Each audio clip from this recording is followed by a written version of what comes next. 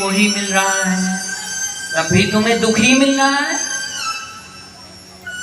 इसीलिए अब आप पश्यानिशम जगदिदम क्षणभंग निष्ठम,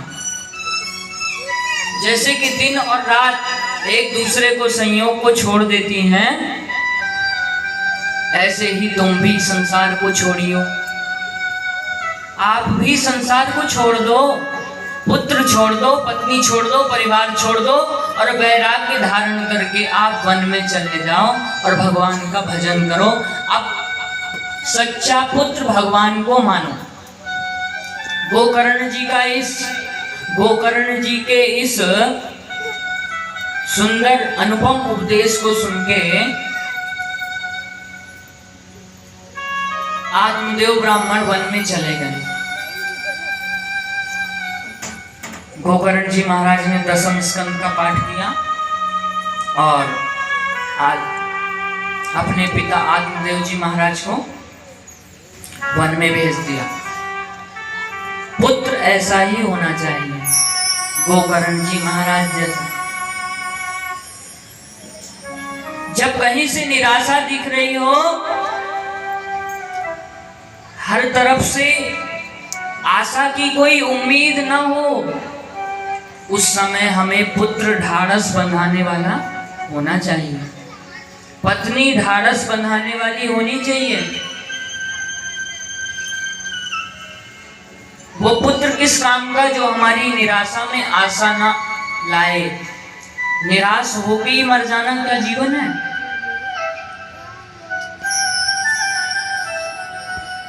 आत्मदेव निराश हो गए और वन में चले गए, भगवान से अपनी डोर जोड़ ली। और इधर धुंधकारी, उसके मन में इतना प्रबल पाप जगा कि वो एक दिन राजा के महल चोरी करने चला गया, राजा के कोष में घुस गया। राजा का जो कोष था, धन कोष, उसमें प्रवेश कर गया और वहां से बहुत सारा सोना चुरा लाया, हीरा चुरा लाया, चांदी चुरा लाया। किसके लिए? उन 5 स्त्रियों के लिए। सारे नगर में फैल गया कि राजा के यहाँ चोरी हुई है। और राजा की अपराधी को कौन बचा सकता है? 5 वेश्याओं के कान में खबर पड़ी कि जिस धुंधकारी के साथ हम रात में सोती हैं, सहवास करती हैं, वो तो आज राजा के महल में चोरी कराया। अब यदि राजा को ये पता लगेगा कि धुंधकारी हमारे लिए चोरी कर रहा है, तो राजा हमको तुरंत मार देगा, मृत्यु दंड दे देगा। 5 वेश्याओं ने सोचा, इससे अच्छा इस धुंधकारी को ही पहले निपटाते। बाहरी प्राणी जहां जहां भटका, जिनसे जिनसे जुड़ा, सबसे ठोकर खाए, सबसे ठोकर खाने के बाद भी हमको अकल नहीं आती। इतने बुद्धिहीन है हम लोग थोड़ा सा भी नहीं चेतते। कथा सुन के तो जाग जाओ। 5 वेश्याओं से जुड़ा और उन्हीं वेश्याओं ने इसको इतना पीटा, बहुत पीटा, मारने की कोशिश की, लेकिन धुंधकारी इतना पापी था कि उसकी मृत्यु तड़फा के आई। वो जल्दी से नहीं मरने वाला था।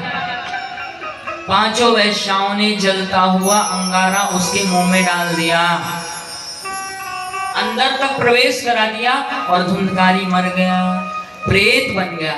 क्या बन गया? प्रेत बन गया। प्रेत का अर्थ क्या होता है? प्रेतो यस्य कर्मणः प्रागशन्त पशोगमम्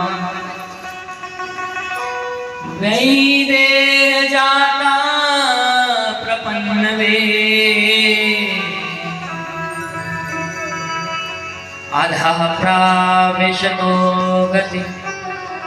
प्रेत का अर्थ होता है नीची योनियों में चला गया, कुत्ता बन गया, गधा बन गया। और एक दिन जब तीर्थ से आए गोकर्ण जी महाराज, तो गोकर्ण जी महाराज को डराने लग गया। जब गोकर्ण जी महाराज रात्रि के समय उपासना करने लग गए, परमात्मा की प्रणव की उपासना करने लग गए, तो उसी समय धुंधकारी उन्हें भयभीत करने लग गया, डराने लग गया। इतना डराने लग गया कि गोकर्ण जी महाराज को डर लगा। गोकर्ण जी महाराज ने पूछा, ये ध्यान रखे, प्रेत का अर्थ कोई भूत नहीं होता, कोई पिशाच नहीं होता। प्रेत का अर्थ होता है मरा हुआ जीव निचली योनियों में चला जाता है, गधा बन जाए, कुत्ता बन जाए, कीट बन जाए, नाली का कीड़ा बन जाए, इन्हीं को प्रेत योनि बोला जाता है, अध योनि बोला जाता है, निचली योनि बोला जाता है। निचली योनियों में चला गया और निचली योनियों का ही शरीर दिखाने लग गया। इसका मतलब धुंधकारी भैंसा बन गया, गधा भी बन गया, कुत्ता भी बन गया, नाली का कीड़ा भी बन गया।